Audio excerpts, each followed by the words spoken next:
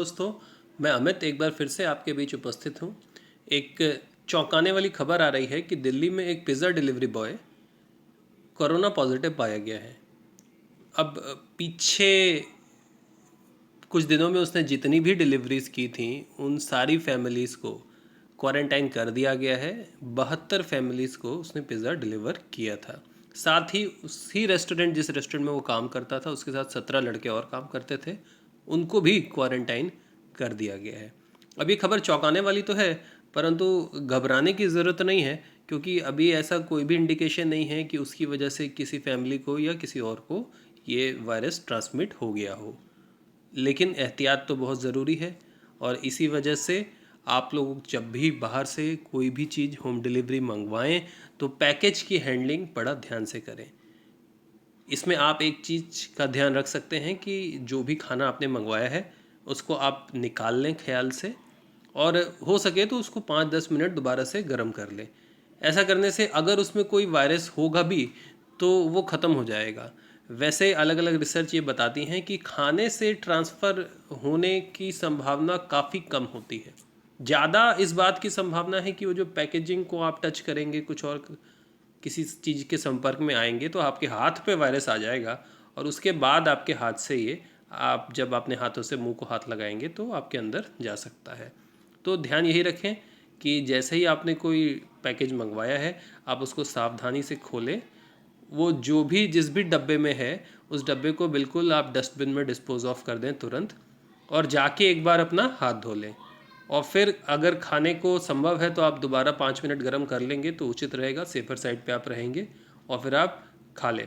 लेकिन हाथ धोना सबसे ज़्यादा इम्पॉर्टेंट है। कोई भी बाहर की चीज़ हैंडल करें उसके बाद हाथ आप ज़रूर धोएं, क्योंकि ये वायरस हाथ पे लगेगा तो आपको इन्फेक्ट नहीं करेगा। हाथ एक माध्यम है। हाथ के बाद जब आप अपने चेहरे को हाथ लगाएंगे तो ये आगे ट्रांसमिट होगा। तो अगर आपने हाथ लगाया है किसी भी चीज़ को, उसके बाद आपने हाथ धो लिया है, तो आप मुक्त हैं इस चीज़ से। आपको घबराने की कोई ज़रूरत नहीं है, भले ही आपके हाथ पे वायरस भी लग गया हो तो भी। अब यहाँ ये देखें कि जब भी हाथ धोएं तो 20 सेकंड वो समय है जिसके दौरान वो वायरस पूरी तरह से मर जाता है। तो कभी भी आप हाथ धोएं तो 20 सेकंड तक ज़रूर धोएं, इस चीज़ का भी आप ध्यान रखें। तो ये खबर थी, इम्पॉर्टेंट खबर है और ध्यान रखने की ज़रूरत है। और भी बहुत सारी चीज़ें बाहर से लेके आते हैं, तो इन चीज़ों को थोड़ा ख्याल रखेंगे। चलिए आइए अब क्या स्थिति चल रही है उस पर एक नज़र मार लेते हैं। अभी दुनिया की स्थिति है, 21 लाख पेशेंट हो गए हैं टोटल, और 1,36,000 डेथ हो चुकी हैं। काफ़ी दुखद है ये। और 5,23,000 इससे रिकवर कर चुके हैं। सबसे ज़्यादा केसेस की वही स्थिति यूएसए में बनी हुई है, 6,44,000 से ज़्यादा केसेस हैं। फिर स्पेन, इटली, फ्रांस और ऐसे ये सारी स्थितियाँ हैं। यहाँ पे कहीं किसी किसी देशों से कुछ अच्छी खबरें भी आ रही हैं। कहीं कहीं पे ये वायरस की स्पीड थोड़ी स्लो हुई है। जैसे इटली में अब उस गति से नए केस नहीं आ रहे जैसे पहले आ रहे थे। आ तो रहे हैं अभी भी बहुत, लेकिन गति थोड़ी धीमी पड़ गई है। यही स्थिति जर्मनी में भी कुछ देखने को मिल रही है। और इसके अलावा डेनमार्क में भी कुछ अच्छी खबर है कि नए केसेस थोड़े स्लो हो गए हैं।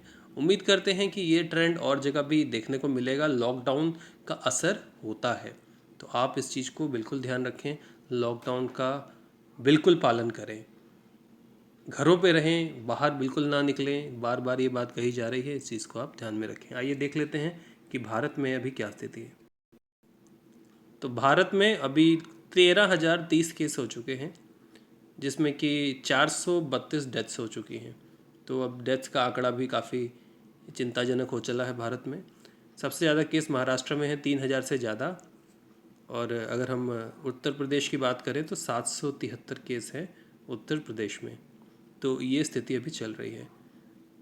मैं फिर से लौटूंगा आपके बीच नए अपडेट्स को लेके, नए सवालों को लेके। तब तक के लिए धन्यवाद।